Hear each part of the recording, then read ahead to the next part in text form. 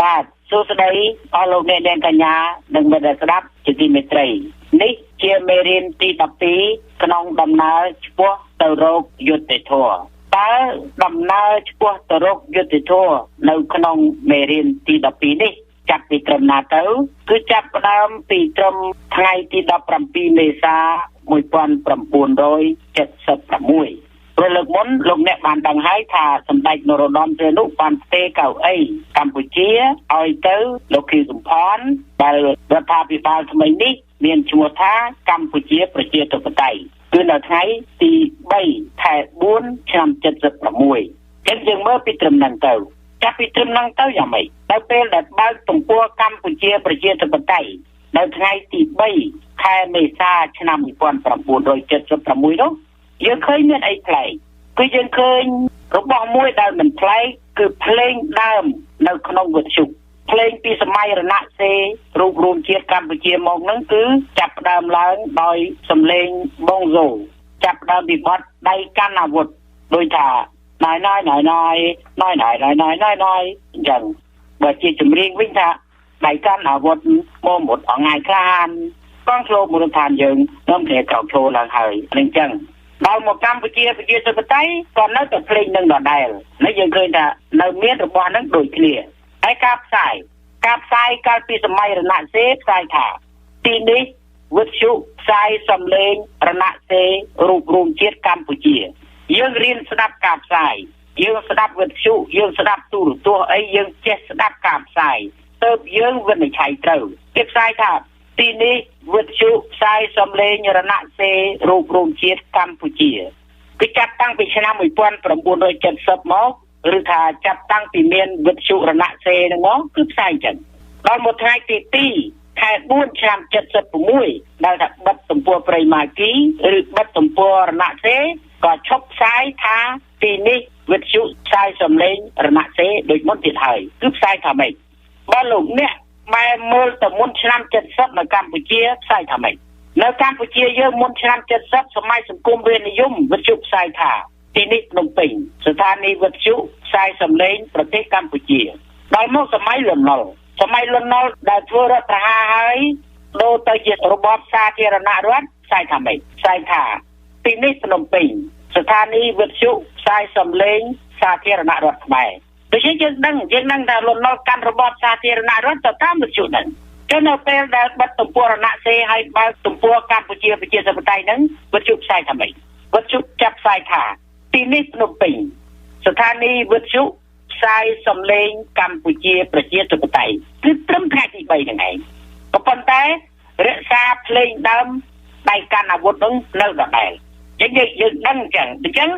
ទំព័រប្រជាធិបតេយ្យគឺបើកនៅថ្ងៃទី3ខែមេសាឆ្នាំ1976ច្បាស់ណាស់កម្ពុជាប្រជាធិបតេយ្យមានគោលការណ៍ធំ2ដែលសពថ្ងៃហៅថាបាវចនាកាលនោះមិនហៅចឹងទេគឺហៅថាគោលការណ៍ធំ2គោលការណ៍ធំ2មានអី1គឺការពារ2គឺកសាងហៅដោយសរុបថាការពារនិងកសាងប្រទេសបើចឹងទាំងលោកអ្នកកំពុងស្ដាប់ពីចំនួននោះទាំងខ្ញុំដែលកំពុងនិយាយយើងមានកិច្ចការធំ2រៀងៗខ្លួនយើងសិតតែមានកិច្ចការរៀងៗខ្លួនកងទ័ពមានមុខនីតិការពារប្រទេសចំណែកឯយើងនៅខាងក្នុងប្រទេសមាននីតិកសាងប្រទេសដោយលោកអ្នកលើកទំនប់ជីកឡាយនៅបឹងកពីងពួយនៅឯណាទាំងអស់ហ្នឹងកិច្ចការធ្វើស្រែធ្វើចម្ការអីហ្នឹងឈ្មោះថាកសាងប្រទេសខ្ញុំនៅកំពង់សោមគិតគូខាងឯវ៉ៃវ៉ាន់អីហ្នឹងឈ្មោះថាកសាងប្រទេសអញ្ចឹងយើងមានកិច្ចការធំ2ដែលយើងម្នាក់ត្រូវតែធ្វើគឺយើងធ្វើតាមកសាងធ្វើតាមការពារហើយនៅក្នុងនេះយើងឃើញរបស់មួយដែលជាប់មកពីចំនួនឆ្នាំ70មកនោះគឺមានរបស់មួយនៅជាប់ដដែលសូម្បីតែនៅក្នុងសម័យកម្ពុជាប្រជាធិបតេយ្យហើយក៏នៅតែកំពីទ្រឹស្ដីដែលមានតាំងពីព្រៃម៉ាគីមកដែរទ្រឹស្ដីអីទ្រឹស្ដីនោះហៅថាលក្ខការ4មិនបានន័យថាមិនអីមិនដឹងមិនឮមិនឃើញមិននិយាយអបនឹងទៀតការគេដឹងការយើងដឹងការគេធ្វើការយើងធ្វើដូចជានៅសហរដ្ឋអាមេរិកនេះថា business យើងស៊ូគេខុសរឿងគេថា not my business វាមិនការរបស់ខ្ញុំទេបើជាងឡានគឺធ្វើឡានប្រកាស រដ្ឋមន្ត្រីក្រសួងអីគឺធ្វើកិច្ចការនឹងពិតប្រាកដនេះគឺន័យថាអញ្ចឹងម្ដងទៀត4មិននោះគឺមិនដឹងមិនឮមិនឃើញមិននិយាយអញ្ចឹងទោះបីឃើញវាមិនជារឿងរបស់យើងក៏យើងមិនអាចនិយាយកើតម្នាក់មានអាហ្នឹងមានវិន័យហ្នឹងសម្រាប់ពុតសីមាខ្លួនដែលធ្វើឲ្យមិនហ៊ាននិយាយអីពេកប្រាស់អានេះត្រូវដឹងចំណុចសំខាន់ហ្នឹងឃើញគេធ្វើអីការគេធ្វើទៅយើងមិនការយើងធ្វើរបស់យើងទៅគេធ្វើរបស់គេទៅគេធ្វើអីគេទទួលខុសត្រូវខ្លួនគេដូច្នេះហើយដូចជាសពថ្ងៃតឡាការគេកាត់ទោសគេថាកាត់ទោសអ្នកទទួលខុសត្រូវខ្ពស់សូមបញ្ជាក់ថាសម័យនោះអ្នកណាក៏ទទួលខុសត្រូវខ្ពស់ដែរខ្ញុំក៏ទទួលខុសត្រូវខ្ពស់ដែរលោកអ្នកលើបលាយក៏ទទួលខុសត្រូវខ្ពស់ដែរគឺទទួលខុសត្រូវការងាររបស់ខ្លួនការងារដែលខ្លួនធ្វើគឺខ្លួនទទួលខុសត្រូវដោយខ្លួនឯងដូច្នេះទាំងអស់គ្នាគឺសុទ្ធតែអ្នកទទួលខុសត្រូវខ្ពស់ទាំងអស់គ្នាខ្ញុំក៏ដូចគ្នាខ្ញុំធ្វើការខ្ញុំទទួលខុសត្រូវលើការងាររបស់ខ្ញុំយ៉ាងហើយបានពីចំណុចនោះមានពាក្យមួយថាក្បាលអាណាសក់នឹងគឺចេញពីចំណុចហ្នឹងឯងនេះហៅថារបៀបលក្ខការចំណែកឯយួនវិញនៅពេលដែលគីសម្ព័ន្ធឡើងកាន់ការតាំងពីថ្ងៃទី3ខែ4ឆ្នាំ76នោះយួនក៏ចាប់ផ្ដើមអុកឡុកដែរអុកឡុកតាមព្រំដែនបង្ខិតបង្គោលឬក៏លួចអីចេះចុះទៅក៏ប៉ុន្តែកងទ័ពចំណុចនោះក្រោយពីថ្ងៃទី17មេសា75ហ្នឹងប្រមូលបានកងទ័ព100,000នាក់កងទ័ពកម្ពុជាមាន100,000នាក់ហើយរាយមួយជុំប្រទេសតាំងពីខាងលិចខាងកើតខាងជើងត្បូងហើយយួនក៏ចាប់អុកឡុកតាំងពីពេលហ្នឹងដែរចំណែកលោកគីសំផនក្នុងនាមជាប្រធានគណៈប្រធានរដ្ឋក៏លោកបានរាយការណ៍ទៅ UN ចំនួននោះប៉ុន្តែមិនមែនរាយការណ៍តាមរបៀប email ឬក៏អីដូចសពថ្ងៃទេចំនួននោះគេប្រើពាក្យថាគេរាយការណ៍តាមសារទូរលេខដែលចាប់ផ្សាយឡើងថាសារទូរលេខរបស់សមាមិត្តគីសំផនប្រធានគណៈប្រធានរដ្ឋជូនចំពោះអគ្គលេខាធិការអង្គការសហប្រជាជាតិស្ដីអំពីយួនវាទីលេបទឹកដីបំពេញឬក៏រំលោភលើអធិបតេយ្យភាពខ្មែរគឺលោកគីសំផននឹងរាយការណ៍តាំងពីនឹងមកហូហែតាំងពីឡើងធ្វើប្រធានគណៈប្រធានរដ្ឋមិនទាន់បានប្រមាណផងចេះតែធ្វើរបៀបហ្នឹងរហូតដល់លោកគីសំផនកាន់ការដល់ថ្ងៃទី17មេសា1976បងប្អូនគិតមើលពីថ្ងៃទី3មេសាដល់ថ្ងៃទី17មេសាប្រហែលថ្ងៃពី13មក17គឺមិនបានកន្លះខែផងអត់បានកន្លះខែទេចាំបានទេខ្មែររំដោះ17មេសាយួនរំដោះថ្ងៃ30មេសាបានតែ13ថ្ងៃលោកគីសំផនដឹកនាំពីថ្ងៃទី3មេសាដល់ថ្ងៃទី17មេសាបានតែ14ថ្ងៃយួនអុកឡុកបានន័យថាម៉េចបានន័យថាប្រទេសជិតខាងយើងដោយលោកនួនជាមានប្រសាសន៍អត់ខុសទេគឺលោកមានប្រសាសន៍ដោយត្រង់តាមសភាពការកម្ពុជាជាស្ដីហ្នឹងគេថាអ្នកជិតខាងយើងមិនចង់ឲ្យយើងរីកចម្រើនទេឬក៏ថាអ្នកជិតខាងយើងមិនចង់ឲ្យយើងបានសុខចម្រើនទេអញ្ចឹងតែអញ្ចឹងរំដោះប្រទេសបាន13ថ្ងៃគេរំដោះដែរគេវាយគេរំខានយើងរហូតលោកគីសំផនដឹកនាំប្រទេសបាន14ថ្ងៃគឺនៅថ្ងៃទី17មេសា1976មានព្រឹត្តិការណ៍មួយកើតឡើងព្រឹត្តិការណ៍អីគឺរដ្ឋប្រហារបន្តកន្ទុយគ្នាខ្ញុំនិយាយអញ្ចឹងអាចមានអ្នកខ្លះគេថាខ្ញុំដាក់ឬក៏ទម្លាក់កំហុសឲ្យអ្នកនេះឲ្យអ្នកនោះខ្ញុំអត់ទម្លាក់ទេតែព្រឹត្តិការណ៍កាលនោះវាអញ្ចឹងនៅក្នុងថ្ងៃទី17មេសា1976ហ្នឹងយ៉ាងម៉េចជាថ្ងៃខួប1ឆ្នាំនៃជ័យជំនះ17មេសា1975ថ្ងៃនោះវិទ្យុកម្ពុជាប្រជាធិបតេយ្យបានបូកសរុបឲ្យឃើញច្បាស់ថាខាងលន់នល់ស្លាប់អស់ជាង300,000ខាងព្រៃម៉ាគីស្លាប់អស់ជាង200,000បូកសរុបទៅខ្មែរស្លាប់អស់ជាងកន្លះកូនលានក្នុងរយៈកាលពី70មក75គឺ5ឆ្នាំអស់កន្លះកូនលានក្រៅពីនោះមានព្រឹត្តិការណ៍មួយយ៉ាងសម្ងាត់គឺរដ្ឋប្រហារនៅពេលដែលខ្ញុំជម្រាបថារដ្ឋប្រហារយ៉ាងនេះបងប្អូនខ្លះច្បាស់ជាមិនជឿពីព្រោះបងប្អូនអត់ដឹងនៅជនបទអត់ទាន់មានវិទ្យុអត់មានកាសែតអត់មានអីមើលដូច្នេះបងប្អូននៅក្នុងវិន័យមួយថាការគេដឹងការយើងដឹងមិនដឹងមិនឮមិនឃើញគឺអត់ឮអីទាំងអស់អត់ទាំងវិទ្យុអត់ទាំងអីដូចខ្ញុំនៅកំពង់សោមទៅដឹងព្រោះខ្ញុំមានវិទ្យុផងហើយសភាពការកាលនោះក៏រៀបចំទៅដល់កំពង់សោមដែររដ្ឋប្រហារយ៉ាងម៉េចគឺលោកកុយធួនក្នុងនាមលោកជារដ្ឋមន្ត្រីក្រសួងពាណិជ្ជកម្ម នៅពេលដែលអង្គការដកលោកកុយធួនពីភ្នំពេញឲ្យមកនៅកំពង់សោមនោះពីខែ575នោះមិនទាន់មានតំណែងទេទើបតែបោះឆ្នោតចុងឆ្នាំ75ទើបមានតំណែងថាលោកកុយធួនជាមន្ត្រីក្រសួងពាណិជ្ជកម្មហើយពេលនោះខ្ញុំក៏នៅក្រោមការដឹកនាំរបស់មន្ត្រីក្រសួងពាណិជ្ជកម្មនឹងឯងដល់ថ្ងៃទី17មេសា1976លោកកុយធួនធ្វើរដ្ឋប្រហារ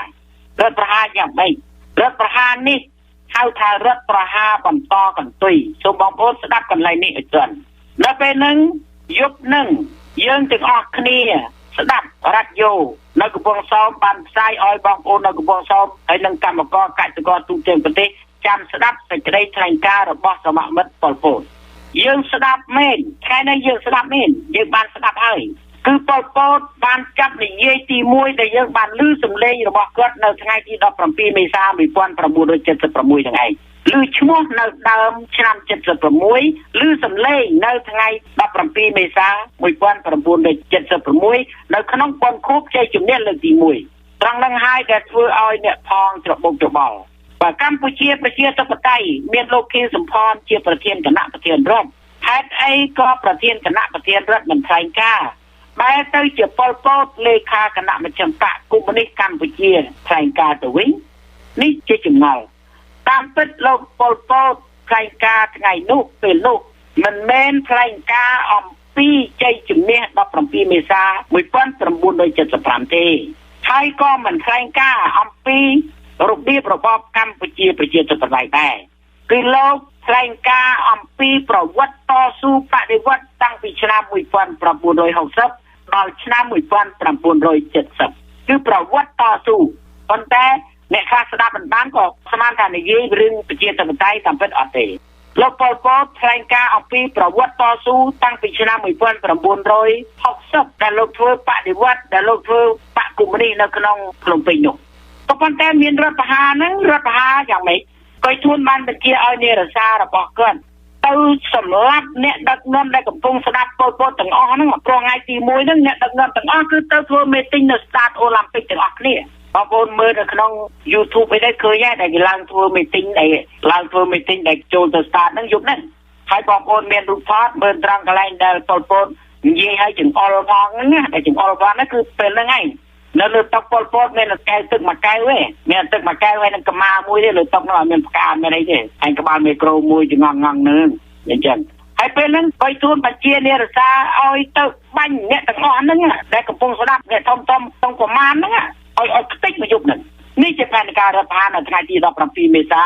76ហើយពេលហ្នឹងពេលដែលកុយធួនប្រើនាយរសារឲ្យទៅបាញ់ពួកអ្នកដឹកនាំទាំងអស់ហ្នឹងក្នុងយប់ហ្នឹងពេលហ្នឹងមានអីទៀតពួកសភឹមបានបំរុងកំភ្លើងធំពីត្រៃទន្លេខាងកើតសម្ដៅមកផ្ទះកុយធួនដែលកុយធួនកំពុងនៅព្រោះកុយធួនថ្ងៃនោះអត់បានទៅប្រជុំទេក្នុងបំណងអីក្នុងបំណងស្ដាប់មើលបើសិនណាជានៅ start អូឡ িম্প ិកផ្ទុះកំភ្លើងយប់នោះបើផ្ទុះកំភ្លើងហើយសន្មតថាអ្នកធំប្រមាណនោះស្លាប់ហើយសពព្រមនឹងបាញ់ចូលផ្ទះកុយធួនកំតិចកុយធួនចោលហើយស្អែកឡើងនឹងប្រកាសបកពលករកម្ពុជាដឹកនាំប្រទេស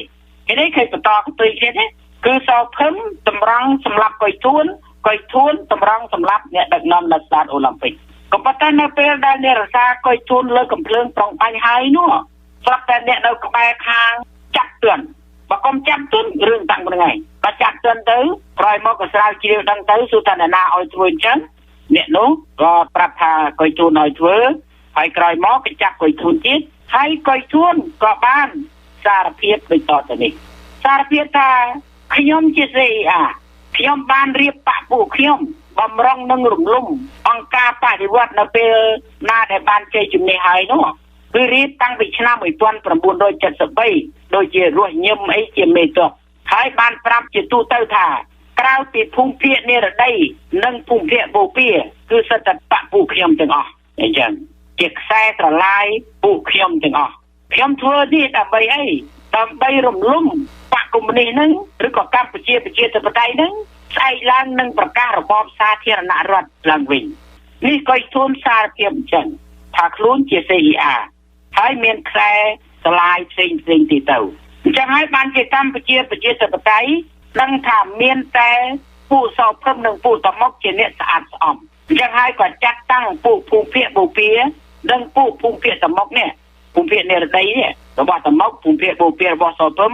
ឲ្យចេញគ្រប់គ្រងទូទាំងប្រទេសបងប្អូនស្ដាប់កន្លែងនេះហើយងាកមើលទៅអតីតកាលខ្លួនឯងស្គាល់ពលពតពីឆ្នាំណាត្រូវមើលអតីតកាលខ្លួនឯងច្បាស់ហើយចាប់តាំងពីឆ្នាំ1976ខែមេសានឹងហើយដែលគេឲ្យពួកបូព៌ាចេញជំនួសឬក៏ថាចេញដឹកនាំទូទាំងប្រទេសជាមួយនឹងពួកតំមុខដល់ពេលហ្នឹងយើងឃើញយ៉ាងម៉េចដល់ពេលដែលសពឹមនឹងពួកតំមុខគេចេញដឹកនាំយើងឮពាក្យមួយថ្មីចម្លែកបើគេចង់ចាប់អ្នកណាគេថា CER គេថាខ្សែកុយធូនយកទៅបាយដោលឃើញទេឃើញលេះទេតើព្រមគេថាអញ្ចឹងនោះ CER សូម្បីតែខ្ញុំផ្ទាល់ខ្លួនឯងនេះមិននិយាយពីអ្នកណាទេនិយាយពីខ្ញុំខ្លួនឯងនេះវាមិនក្បត់គេទេប៉ុន្តែមេវក្បត់ដល់មេវក្បត់ខ្ញុំជាស្ទីខ្ញុំនេះគេហៅថាជប់ខ្សែរយៈផ្ទៃក្នុងខ្សែរយៈ CER តែបើគេហៅតាមពាក្យខ្ពស់បន្តិចគេហៅថាពួកជប់សមាសភាពខ្ញុំនេះជាមនុស្សជប់សមាសភាពកុយធូនអ្នកណាដែលនៅក្រោមបង្គាប់របស់លោករស់ញឹមក៏ជាខ្សែរបស់លោកកុយធូនដូច្នេះអ្នកណានៅក្រោមលោករស់ញឹមអ្នកនោះក៏ជាប់សមាសភាពជាមួយនឹងរស់ញឹមដែរអញ្ចឹងសភឹមនឹងតែមកគេចាក់សម្អាតចឹងគេសម្អាតចឹងដោយបានលេខថាកុយធូនក្បត់ដូច្នេះអ្វីគេយកកុយធូនជាគោលដោយសុភាសិតឬក៏ដោយទ្រឹស្ដីនៅក្នុងស្រីហេតុតប្រទេសប្រាប់ថាម៉េចប្រាប់ថាបើចង់សម្លាប់ឆ្កែណាត្រូវថាឆ្កែនោះឈួតសិននេះដូចគ្នាគេចង់សម្លាប់អ្នកណាគេថាអ្នកនឹងក្បត់គេថាអ្នកនោះ CER គេថាអ្នកនោះខ្សែកុយធូនអញ្ចឹងហើយបានជាចាប់តាំងពីឆ្នាំ1976ខែមេសាមកយើងឮ CER ពេញផ្ទៃកម្ពុជាហើយយើងក៏ឮរបស់មួយដែលគេយកលេសទៅពេលតែឆ្នាំ76ហើយពាក់កណ្ដាលឆ្នាំ76ហើយចិត្តដាច់ឆ្នាំ76ហើយក៏នៅតែឮគេហៅទាហានឲ្យទៅទទួលសម្ដេចឪដដែលនេះជាលេសរបស់ពួកសោភឹមនិងពួកតំមុខដល់ពេលនឹងមកទៀតយ៉ាងម៉េចបន្ទាប់ពីរដ្ឋបហាមករដ្ឋបហាមិនបានសម្រេចនឹងមកដល់ពេលខាងអូឡ িম্প ពិកក៏អត់ផ្ទុះពួកកំភ្លើងធំសភឹមក៏ភ្លេចវិញអស់តែក្រោយមកមានសកម្មភាពយ៉ាងម៉េចទៀតសកម្មភាពពេលនឹងចាប់ដើមមាន2ប្រភេទសកម្មភាពខាងក្នុងនិងសកម្មភាពខាងក្រៅសកម្មភាពខាងក្រៅគឺស្អីសកម្មភាពខាងក្រៅគឺយួនពីដើមគ្រាន់តែអុកឡុកបន្តិចតួចទេប៉ុន្តែក្រោយរដ្ឋបហាគឺចាប់ដើមប៉ះអាវុធគ្នាបន្តិចម្ដងញឹកញាប់ចាប់ដើមផ្ទុះអាវុធហើយដូច្នេះកងទ័ពបែរមុខទៅខាងកើតហើយកងទ័ពដែលទួលជាមួយនឹងយួនពេលនោះមានពីរមុខព្រួយកងទ័ពរបស់លោកកែពកនិងកងទ័ពរបស់លោកសោភឹមយ៉ាងខាងកែពកវាយម្ខាងសោភឹមទប់ម្ខាងយ៉ាងទៅទប់ទាំងអស់គ្នាយ៉ាងទៅនេះសកម្មភាពខាងក្រៅសកម្មភាពពីខាងក្រៅយើងឃើញយួនចេះតែអុកឡុកខ្លាំងឡើងក្នុងឆ្នាំ76ចុះសកម្មភាពខាងក្នុងយ៉ាងម៉េចសកម្មភាពខាងក្នុងគឺចារកិច្ចសកម្មភាពចារកិច្ចមានអីខ្លះគេហៅមេតបដូចជាមេតបខាងកែពកដែលបោះប្រចាំការនៅខាងកែព្រះវិហារអីទប់ទល់ហ្នឹងណាដឹងធ្វើម៉េចគេហៅមេតបខ្លាំងមកប្រជុំមិនបាច់យកអ្នករសាមកទេណោះទៅឡើងនៅខេត្តព្រះវិហារណាកប៉ាល់ហោះចូលចាំនៅព្រះវិហារណាដឹកទាំងកប៉ាល់ហោះមួយទៅយកមកចុះពោចិនតុងមេតបដែលខ្លាំងហៅមកប្រជុំមកពពាក់បំពន់ចុះពោចិនតុងឡានក្លុបថយចូលចុះពីកប៉ាល់ចូលឡានក្លុបយុទ្ធបាញ់ចូលអស់យុទ្ធសម្លាប់ចូលអស់ព្រោះថាខ្សែកុយធួនតែពីនេះយ៉ាងម៉េចខ្ញុំធ្វើការនៅកំពង់សោមខ្ញុំបញ្ជូនឲ្យវាយអវ៉ាន់កណាត់យកកណាត់ឲ្យប្រជាជនពីព្រោះគោលការណ៍របស់កម្ពុជាប្រជាធិបតេយ្យមុនដំបូងគឺដោះស្រាយជីវភាពប្រជាជននេះជាគោលការណ៍ចម្បងអញ្ចឹងពួកនៅកំពង់សោមដែលបានទទួលអីវ៉ាន់ពីចិនផងពីណាពីណីមកផងនឹងគឺដឹកចេញមកហើយអត់មានផ្សល់ទេអង្គជាព្រៃអីមកកណាត់អីបញ្ជូន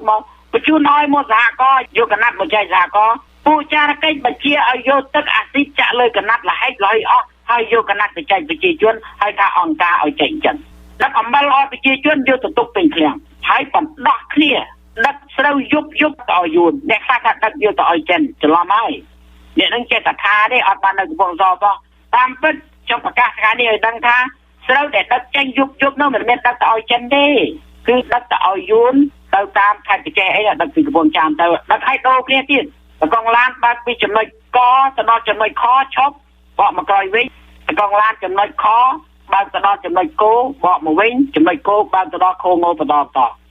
អ្នកបើកដឹកក៏យកទៅឲ្យយួននោះបន្តគ្នានោះគឺហៅថាកងដឹកជញ្ជូនជើងគោមិនទាន់ស្លាប់អស់ទេនៅរងៃនៅខ្លះអញ្ចឹងនេះរបៀបគេធ្វើអញ្ចឹងប្រាក់ទើខ្ញុំបញ្ជូនទៅរាប់ពាន់គ្រឿងឲ្យទៅព្យួរនៅស្វាយដូនកែវបែរទៅជាយកទៅដាក់នៅវត្តកំផែងអត់យកឲ្យប្រើទេដល់ពេលយួនមកត្រាប់តែប្រាក់ទើនៅរាប់ពាន់នៅក្នុងវត្តថ្មីចេះហើយយួនប្រាប់ថាឲ្យបងប្អូនថយឆ្ងាយចាំគេធ្វើការ3ថ្ងៃចាំមកមើលវិញអស់លីងណានេះសកម្មភាពអញ្ចឹងខាងក្នុងក៏ធ្វើសកម្មភាពខ្លាំងខាងក្រៅក៏ធ្វើសកម្មភាពខ្លាំងក្នុងពេលតែមួយដូច្នេះពេលនោះយើងនៅក្នុងគ្រោះថ្នាក់ទាំងអស់គ្នាអ្វីត្បិតតែសង្គ្រាមអាវុធចាប់រវាងលន់នល់និងព្រៃម៉ាគីចាប់នៅថ្ងៃទី17មេសា1975ក៏ពិតមែនក៏ប៉ុន្តែយើងចូលដល់សង្គ្រាមថ្មីគឺសង្គ្រាមចារកិច្ចយើងស្ងាត់ដោយសារសង្គ្រាមចារកិច្ចគេវាយបងប្អូនយ៉ាងម៉េចបងប្អូននៅសហគមន៍យ៉ាងម៉េចបងប្អូនគេបង្អត់អំបិលគេថាអត់អំបិលតាមពិតមិនអត់ទេអំបិលខ្ញុំបញ្ជូនទៅទំក្លៀងហើយគេបង្អត់ហើយគេថាអង្គការឲ្យធ្វើអញ្ចឹងដកដលងបងប្អូនដកដលងក៏ខ្មាំងបងប្អូនវាយមន់ក៏ខ្មាំងអាដាំខ្លួនឯងហូបខ្លួនឯងក៏មិនបានអីសិតតែខ្មាំងសិតតែ CER ទាំងអស់នេះហើយជាកម្លាំងសង្គ្រាមចារកិច្ចដែលជននាជនជំនាន់ក្រោយត្រូវរៀនពីបញ្ហាហ្នឹងកុំឲ្យវាមានបញ្ហានឹងទៀតកាលនោះមានចារកិច្ចតិចទេឥឡូវនេះមានចារកិច្ចពេញផ្ទៃប្រទេសហើយតែយើងដោះស្រាយបញ្ហាកម្ពុជាយ៉ាងម៉េចត្រូវគិតលើនឹងជាពិសេសត្រូវចេះនយោបាយយួនទាំង3ទី1គឺយកស្រុកថ្នោតខ្ចប់ស្ករថ្នោតទី2នយោបាយស្របច្បាប់ទី3នយោបាយបំបីបំបាក់ដើម្បីគ្រប់គ្រងត្រូវចេះនយោបាយនឹងទាំងអស់គ្នាទៅទប់ទល់នឹងសង្គ្រាមយួនបានបើបងប្អូនមិនចេះនយោបាយនេះទេបងប្អូនរវល់តែជេរខ្មែរគ្នាឯងរវល់តែឆ្លោះខ្មែរគ្នាឯងដោយសពថ្ងៃនេះបញ្ហាកម្ពុជាគឺបញ្ហាយួនឈ្លានពានកម្ពុជាក៏ប៉ុន្តែបែរទៅជាឆ្លោះតែនៅខ្មែរនិងខ្មែរទៅចោះអាចារ្យទៅរវាងខ្មែរនិងខ្មែរឥឡូវទៅរឿងខ្មែរនិងខ្មែរវាបាត់រឿងយួនឈ្លានពានទៅបាត់នេះជាទម្រង់មួយដែលដឹកនាំរបៀបនេះឯងយើងស្លាប់តែរបៀបនេះឯងរហូតដល់ឆ្នាំ1977ខ្ញុំនិយាយសង្ខេបប៉ុណ្ណេះបងប្អូនអាចដឹងថាបងប្អូនរងគ្រោះយ៉ាងម៉េចខ្លះអាចថាខ្លួនឯងបានហើយតែឫសគល់គឺរដ្ឋប្រហារនៅថ្ងៃទី17មេសា1976នេះឯងដល់ឆ្នាំ1977ឥឡូវខ្ញុំនិយាយស្រូតដែរព្រោះបងប្អូនអាចយល់ដែរដល់ឆ្នាំ1977យួនបើកការវាយលុកជាត្រង់ទ្រាយ2មុខព្រួយមួយគឺវាយលាវមុខព្រួយ2គឺវាយខ្មែរយួនវាយលាវមិនបានប្រមាណក៏លេបលាវបានក្អឹកលេបលាវបាននៅឆ្នាំ1977មកទល់រងថ្ងៃមិនដែលមានណានិយាយទេ Facebook សៀងសាក់និយាយច្រើនណាស់ហើយប៉ុន្តែឲ្យបងប្អូនក្នុង Facebook ជាពីរឿងហ្នឹងវាយ2មុខព្រួយលាវនិងមុខព្រួយមកកម្ពុជាយួនយកលាវបាននៅឆ្នាំ1977ហើយក៏ចុងឆ្នាំ77យួនប្រមូលវាយកម្ពុជាតែមួយមុខព្រួយត្រូវដែរដល់78ព្រោះរឿងសម្លាប់ផ្ទៃក្នុងអីមិនបងប្អូនអាចយល់ខ្លួនឯងដូចសប្តាហ៍ដូចគ្នាអញ្ចឹងយួនបើកការវាយលុកមកកម្ពុជាតែមួយមុខព្រួយយកលាវបានហើយប្រមូលទ័ពវាយមកកម្ពុជាជាទ្រង់ទ្រាយធំលើកទ័ពមកក្នុងន័យថាខ្មែរមាន1សែនគេយក10សែនមកដល់ជន់ងាប់ខ្មែរតម្រងគេដឹងថាខ្មែរមានទ័ព1សែនគេយកទ័ព10សែនមកទៅដល់នេះគំនិតអញ្ចឹងគេដឹងថាខ្មែរមានប្រមាណលាន7លានគេយកប្រជាជនយក10លានដល់ជន់ងាប់ឲ្យខ្មែរតម្រងមកចាំបាញ់នេះដល់ជន់មកកាន់ទង់លើកមកហៅថាវាយជាទ្រង់ទ្រាយធំពេលនោះកម្ពុជាប្រជាធិបតេយ្យនៅខ្លាំងក្រិនបើដែរហើយចេះតែអំពាវនាវឲ្យជួយរកផ្ទៃក្នុងអត់ដឹងអ្នកណាខ្លះជាផ្ទៃក្នុងព្រោះផ្ទៃក្នុងវាចេះធ្វើបដិវត្តដោយយើងដែរវាធ្វើដូចតែយើងវានៅជាមួយយើងរួចហើយយួនវាយមកស្រុកខ្មែរយ៉ាងខ្លាំងពេលនោះកម្ពុជាប្រជាធិបតេយ្យប្រមូលកម្លាំងទ័ពទៅទប់យួនវាយបំបាក់កងទ័ពយួនលើកទី1ជាទ្រង់ទ្រាយធំរហូតទទួលបានជ័យជំនះ នៅថ្ងៃទី6ខែមករាឆ្នាំ1978ហើយចាជាប្រវត្តិសាស្ត្រថានេះជាជ័យជំនះទី2បន្ទាប់ពីថ្ងៃទី17មេសា1975ចំណាំមួយបានថ្ងៃទី6មករា1978កងទ័ពកម្ពុជាប្រជាធិបតេយ្យវាយបំបាក់កងទ័ពយួនជាលើកទី1ដែលប៉ុនប៉ងមកពេលនឹងយួនក្តៅតិចយួនក្តៅណាស់វិចាញ់មកការនឹងយួនក្តៅត្រជាហើយយួនបានប្រកាសថាខ្លួននឹងវាយយកភ្នំពេញឲ្យបាននៅថ្ងៃទី6មករាឆ្នាំ1979វិញស្ដាប់ឲ្យបានខ្មែរវាយឈ្នះវានៅថ្ងៃទី6មករាឆ្នាំ78ហើយយួនប្រកាសថាវានឹងយកភ្នំពេញឲ្យបាននៅថ្ងៃទី6មករាឆ្នាំ1979វិញដូច្នេះនៅមេរៀនទី13ខ្ញុំនឹងចាប់ផ្ដើមពីថ្ងៃ6មករា1978នេះទៅតើសកម្មភាពយួនខាងក្រៅនិងសកម្មភាពចារកិច្ចខាងក្នុងយ៉ាងណាហេតុអីបានជាយួនយកភ្នំពេញបាននៅថ្ងៃទី7មករា1979សូមរងចាំស្ដាប់នៅមេរៀនទី13សូមអរគុណសូមជម្រាបលា